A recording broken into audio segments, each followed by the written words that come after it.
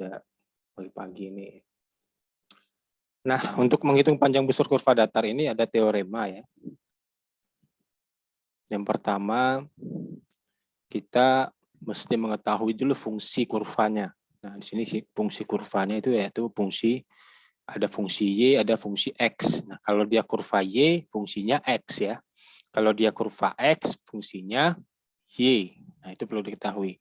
Nah, kalau dia kurva Y, fungsinya X, ini batas-batasnya, batas-batasnya itu batas-batas X ya, A dan B. Nah, ini batas-batas pada sumbu X-nya.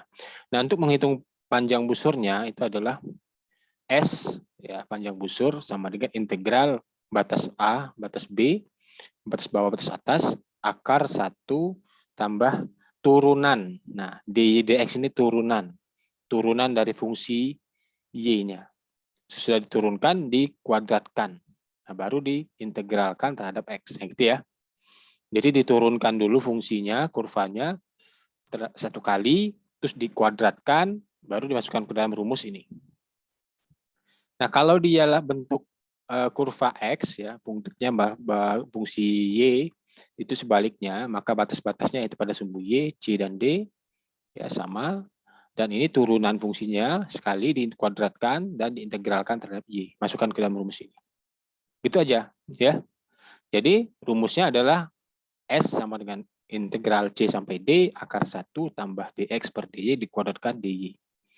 Nah, contoh misalkan, nah ini lain lagi. Ini jika fungsinya ada dua. Yang satu terhadap parameter X, ya, yang satu parameter Y. Sama-sama fungsi T. Ya, ini ada dua parameter. Nah, jika dia memiliki dua titik pada kurva persamaan parameternya, yaitu X sama dengan FT dan Y sama dengan GT, maka kita penghitung panjang busurnya adalah yang batasnya menjadi batasnya adalah fungsi ini. Kan fungsi T ini ya, maka batasnya adalah T1 sampai T2, akar dx dt kuadrat tambah dy dt kuadrat terhadap dt. Nah, kita lihat contoh misalkan hitunglah panjang busur kurva Y. Nah, kalau kita sini kita lihat tanda-tandanya ini kurva Y, berarti fungsi X ya. Kalau kurva Y fungsi X, nah fungsi X-nya itu adalah X pangkat 2/3. Titik-titiknya 1,1 sampai 8,4. Kalau dia fungsinya fungsi X, berarti yang menjadi batas adalah X saja, yaitu 1 dan 8. Ini adalah A-nya, ini adalah B-nya ya, yang ada X saja. Maka pertama kali yang kita lakukan, kita lihat fungsinya yaitu Y sama dengan X pangkat 2/3. Kita turunkan fungsinya sekali, maka turunan dari X pangkat 2/3 adalah 2/3 X pangkat 1/3. Min 1/3, yaitu 2/3 kurang 3/3 ya. Nah, kalau turunan kan dikurang ya. Nah, selanjutnya sudah diturunkan, ini dikuadratkan. Nah, kita kuadratkan langsung biar mudah. Maka kuadrat dari 2/3 adalah 4/9, kuadrat dari X pangkat 1 min 1/3 adalah X pangkat min 2/3. Maka kita boleh turunkan, ini min turun dari ke bawah jadi positif ya. Nah, jadi seperti ini kuadratnya. Selanjutnya baru kita masukkan ke dalam rumus. Nah, ini rumusnya ini. Kalau dia tadi fungsi kurva Y, rumusnya A sampai B. Maka A-nya adalah 1, B-nya 8, akar 1 tambah, masukkan turunan yang sudah dikuadratkan tadi ini. Ya. Nah, baru kita bentuk seperti ini. Nah, kita samakan penyebut, ya, atau apa segalanya. Nah, bentuknya seperti ini kan, ini kita akan menemukan bentuk yang sulit untuk diintegralkan, kan gitu ya. Ini bisa diintegralkan secara langsung agak sulit ya. Atau integral U kali V bisa, U per V ya. Integral bisa, itu kita bisa gunakan integral UdV dan lain sebagainya ya. Integral parsial ya. Nah, kita bisa menggunakan substitusi yaitu dengan cara pemisahan. Kalau integral seperti ini kita misalkan saja, misalkan U sama dengan 9X pangkat 2/3 plus 4, diturunkan DU-nya, maka turunan DU-nya adalah turunan dari ini, yaitu dalam X pangkat min 1/3. Barulah kita dapat DX ya. Kalau DU per DX adalah 6X pangkat min 1/3, maka DX sama dengan 1/6 X pangkat 1/3 DU. Nah, baru kita ganti. DX-nya kita ganti ini, ya. Ini ada diganti dengan U ya. Nah, baru kita masukkan. Nah, di sini kita masukkan ya. Nah, menjadi untuk X sama dengan 1, nah ketika X sama dengan 1 ini kita batasnya masih X tadi ya, 1 dengan 8. Kita ubah batasnya menjadi U. Karena persamaan U-nya adalah ini, ketika X-nya sama dengan 1, maka U-nya 13. Masukkan sini 1. 9 dikali 1 pangkat 2/3, tambah 4. Nah, 9 tambah 4, maka 13. Ya. Jika X-nya 8, masukkan U-nya 40. Maka batasnya berubah, 13, 40. Jadi U. Nah, U-nya yang di dalam sini semuanya menjadi U pangkat setengah. Ya. Terus kita integralkan U pangkat setengah menjadi 2/3 U pangkat 3/2. Masukkan batasnya 40 sampai 13. Ya, masukkan hasilnya adalah 7/6. Gitu ya. Nah, di sini ternyata tidak perlu lagi dibalik menjadi X. Ya, tidak perlu lagi dibalik menjadi X ya. Karena semua angka-angka sudah kita ganti dengan U. Ya, tidak ada yang tidak. Jadi yang X kita ganti dengan U. Nah, kecuali kalau masih ada X-nya, baru dibalikan lagi menjadi X ya. Nah, selanjutnya contoh yang kedua, kalau kurva X bagaimana? Nah, kalau kurva X ini kita menggunakan batas-batas Y. Karena bentuk fungsinya fungsi Y ya. Batas Y-nya di sini diketahui soal Y sama dengan 0 sampai Y sama dengan 4. Nah, kita tahu fungsinya ini. Ini kita turunkan sekali. Sesudah kita turunkan ini menjadi ini. Ya. Ya kan? 9/2 Y pangkat setengah dikuadratkan jadi 81/4 Y. Nah, sehingga didapatlah panjang busurnya ini. Nah, ini. Kita bentuk samakan penyebutnya ya, maka menjadi seperti ini. Nah, kalau dia seperti ini, kita bisa misalkan U-nya adalah 4 tambah 81Y. DU-nya, maka turunan DU per DY-nya adalah 81Y. Maka DY sama dengan 1/81 DU. Ini kita ganti nanti dengan ini. Nah, jika Y-nya sama dengan 0, nah jika ini sama dengan 0, maka U-nya sama dengan 4. Jika Y-nya sama dengan 4, U-nya sama dengan 328. Ya, maka ini batas-batas kita masukkan di sini. Ya. Nah, selanjutnya kita konversi ini menjadi ini. Semuanya dalam bentuk U. Sini ya. Gitu. Ya.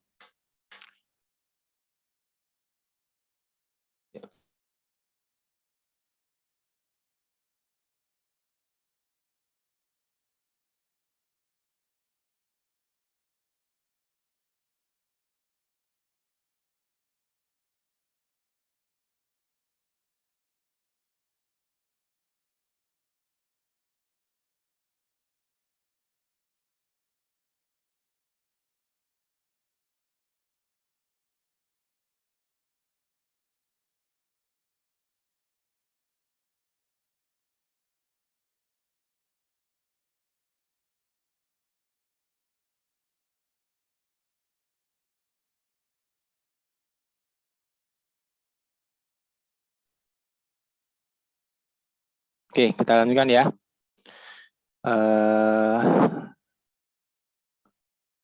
Jadi sudah kita masukkan angkanya, kita integralkan.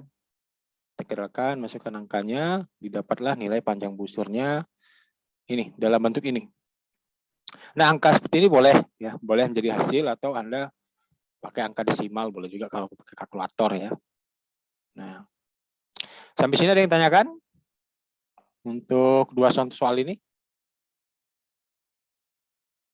Silakan.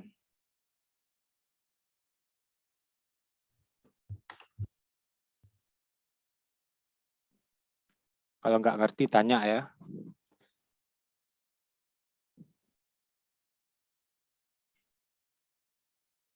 Nah, dari dua contoh soal ini, udah ngerti? Pak, izin tanya. Ya, silakan. Untuk di contoh soal 1 itu yang di hitungan bawah tuh 1/18 dapat dari mana ya Pak? Sama kalau di contoh soal kedua yang 1/2-nya dari mana Pak? Terima kasih Pak. Ya, oke. Baik, ya. Kalau begitu kita lihat ya sini ya. Nah, ini memang melompat ya dari konversi ini. Ini kan kita akan mengkonversi semuanya menjadi U ya. Ini kan sudah kita ganti U di sini, yang di kotak di sini ya. Nah, coba perhatikan di sini. Ini adalah kotak-kotaknya adalah konversi U menjadi X menjadi U. Nah, pertama lihat di batas ini. 1 X1 diganti dengan U13. Nih ya, ganti 13 ya. 8 diganti dengan 40. Nah, 1/18 ini didapat dari perubahan konversi yang ini. Ini. Di depannya sudah ada sepertiga kan? Nah, sepertiga kan gitu ya. Nah, akar 9 X2/3 tambah 4 ini kalau kita konversi menjadi U, akar U. Ya kan? Per X pangkat 1/3. Masih ada sepertiganya, belum ada konversi sini sepertiga. Nah, sekarang dx kita ganti dengan ini. Dx ini, yang ini ya, di belakang ini perhatikan ya. Maka ini adalah 1/6 X pangkat 1/3. Ya kan? DU, ada DU sini. Nah, ini kita coret. Nah, 1/6-nya ada sisa kan? 1/6 inilah dikali dengan 1/3 ini. Yang di depan sini. Maka itulah yang dapat dari 1/18. Kan gitu ya? 1/18. Akar U itu diganti menjadi U pangkat setengah. Nah, jadi seperti ini. Nah, udah jelas belum? Halo, siapa tadi nanya? Iya, jelas, Pak. Udah ya? Terima kasih, Pak. Nah, oke. Ada lagi? Ada lagi yang tanyakan? Jadi untuk UAS ini masuk ke soal ini. Nah, ini ya. Jadi jangan sampai nanti UAS kan bukan online ya. Bukan online yang Anda harapkan online kan. Kalau online kan dengan gampang bisa tuh nyontek. Ini kalau UAS ini benar-benar duduknya di renggang-renggangkan, benar-benar ngerjain sendirian. Nah, gitu. Jangan sampai tidak ngerti gitu saya bilang. Nanti kalau nggak ngerti gawat. Karena banyak sekali yang ngulang ini kalkulus ya. Jadi kalau nggak ngerti tanyalah sekarang. Jadi jangan sampai nggak ngerti dipendam-pendam. Tapi nggak apa-apa, nih videonya akan ada. Nanti bisa tonton ulang-ulang ya. Ada lagi? Nah, silakan. Kita memperbanyak, semakin banyak bertanya, semakin banyak Anda tahu ya. Semakin banyak Anda tahu tentang pemahaman soal ini. Tidak ada? Wah, alhamdulillah ya. Kalau nggak ada latihan nih. Nah, kerjakan ada 4 soal. Yang pertama hitung panjang busur kurva X. Nah, nih, kurva X, T, YT. Berarti yang pakai rumus yang mana? Rumus yang ketiga ya, yang ada X, T, YT-nya tadi. Nah, yang dia 2 parameter. Nah, nomor 2, hitunglah panjang busur kurva 24 XY, X pangkat 4, 48. Nah, di mana dari X sama dengan 2, X sama dengan 4. Berarti ini persamaannya ini. Ini kita sederhanakan dulu ya. Sederhanakan dulu biar bisa apakah sebelah sini dibagi X, sama-sama ini juga dibagi X gitu ya. Jadi nanti kita dapatkan persamaannya. Nah, jadi persamaannya adalah persamaan Y fungsi dari X. Nah, ini kita gunakan rumus yang kurva Y. Kalau ini kita gunakan rumus nih panjang busur kurva X sama dengan T. Ini rumus yang 2 ya, 2 rumus ya. 2 parameter. Ini rumus 2 parameter. Ini rumus Y. Yang ini adalah rumus sama ini 2 parameter. Nah, ini 2 parameter juga ini. Ya. Ini soal-soalnya, contohnya, latihannya lumayan susah dibandingkan contoh ya, karena emang biar membuat Anda berpikir gitu. Nah, ini, yang ini mudah. Ya, ini cukup Anda konversi dulu ini. Nah, ini tinggal mencari batas-batasnya dulu ya. Mencari batas-batasnya ya, ketika dia T sama dengan 1, T dengan T gini, rumus ini. Nah, ini ya 2 parameter seperti ini. Cari dulu T1, T2-nya. T1, T2-nya. Nah, bagaimana cara mencari T1, T2-nya? Maka kita perlu menggambar kurvanya. Ini menjadi agak berat sedikit ya untuk contoh soal latihan nomor 3 dan nomor 4 ini. Jadi kita gambar dulu kurvanya. Kalau yang nomor 1, 2 sudah diketahui batasnya ini. Kalau ini kan dicari dulu kurvanya. Nah, ketika T sama dengan 0, maka X sama dengan berapa ya? Ketika T sama dengan berapa, nah itu masukkan kurva. Jadi nanti kita akan dapat perpotongan. Ya. Perpotongan T-nya. T-nya di mana? Perpotongan antara 2 panjang busur itu. Oke.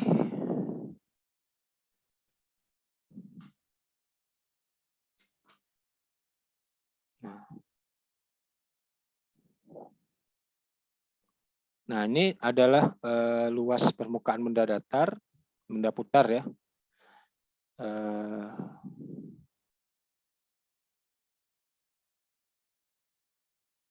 Kita masih ada waktu berapa menit? Ada pertanyaan? Tidak ada. Kalau tidak ada, kita Pak, break Pak, dulu. Nanti izin masuk. Ya, bertanya. silakan. Silakan. Tadi kan di rumus persamaan parameter itu ada rumus E sama dengan itu kan, Pak. Nah, Ya. itu ada pernyataan jika persyaratan kontinu memenuhi, maka panjang busur AB adalah sebagai berikut. Ya. Nah, jika persyaratan kontinu itu maksudnya apa ya, Pak? Ya, kalau persamaan kontinu ini artinya garis kurvanya tidak diskrit ya, tidak putus-putus. Nah, itu kontinu. Contoh yang tadi mana tadi? Contoh kita misalkanlah satu contoh ya. Contoh buat kurvanya dulu. Kurva kontinu itu apa sih? Nah, ini. Contoh misalkan ini X. Nah, ini. Apakah ini kontinu gitu ya? Nah, ini saya contohkan misalkan ketika T sama dengan 0, maka X sama dengan berapa?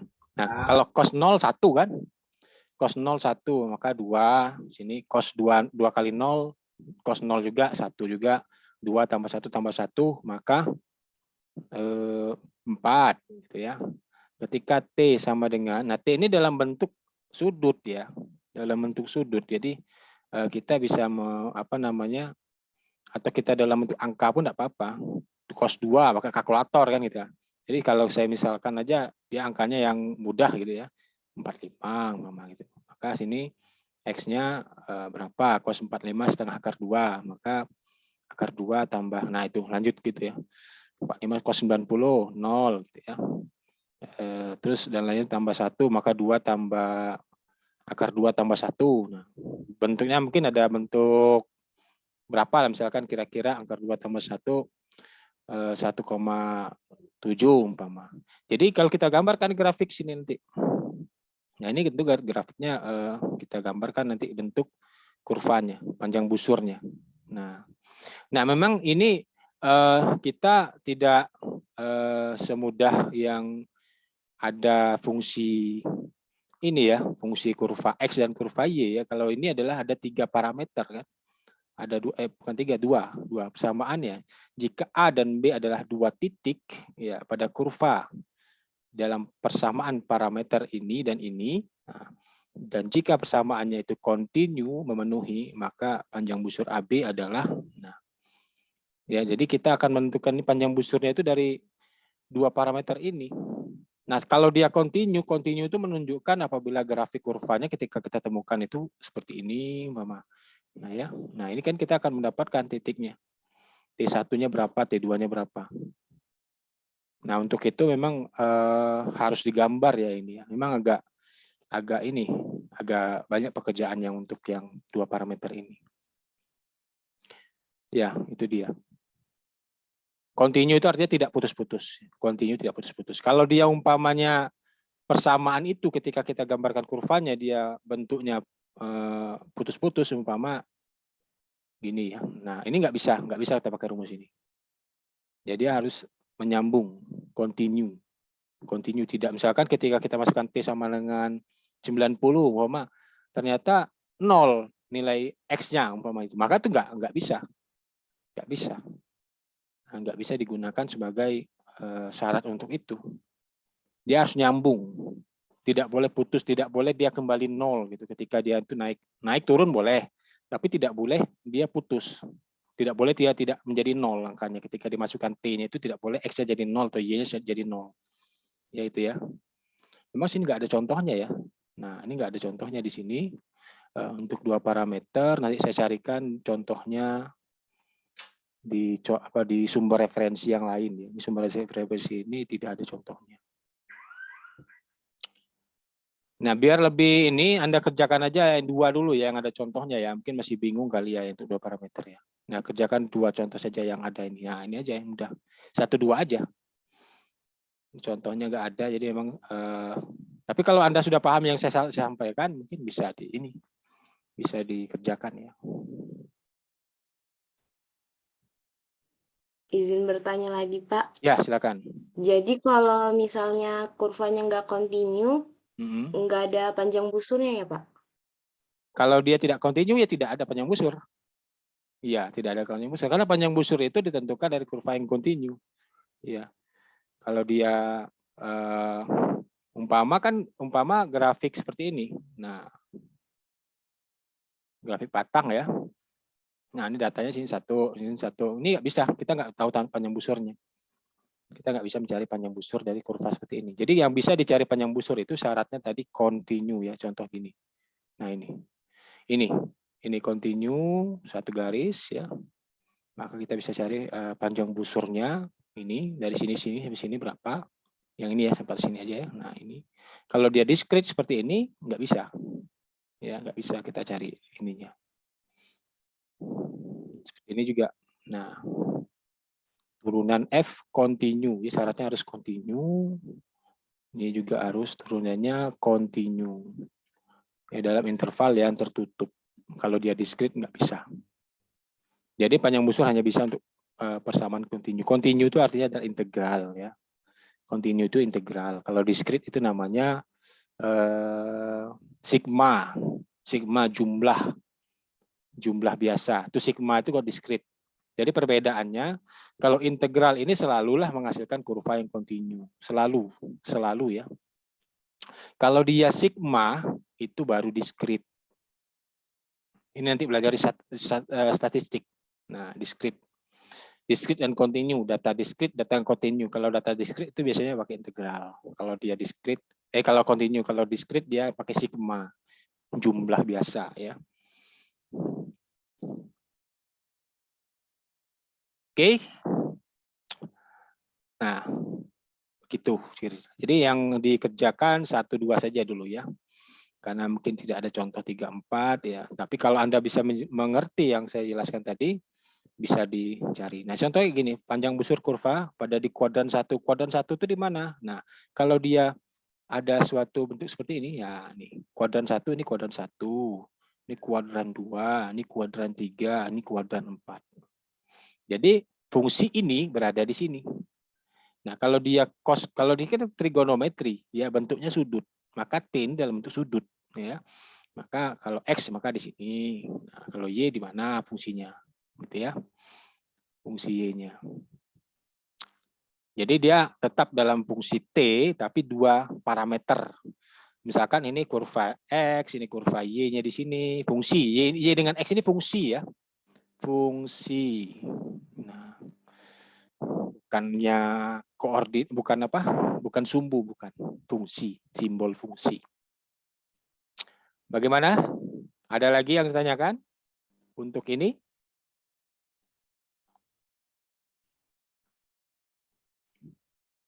Untuk latihan kemarin sudah dikumpul belum ya? Soal yang kemarin ya tentang ini. Saya periksa ya di akhir Sudah, ini. Pak.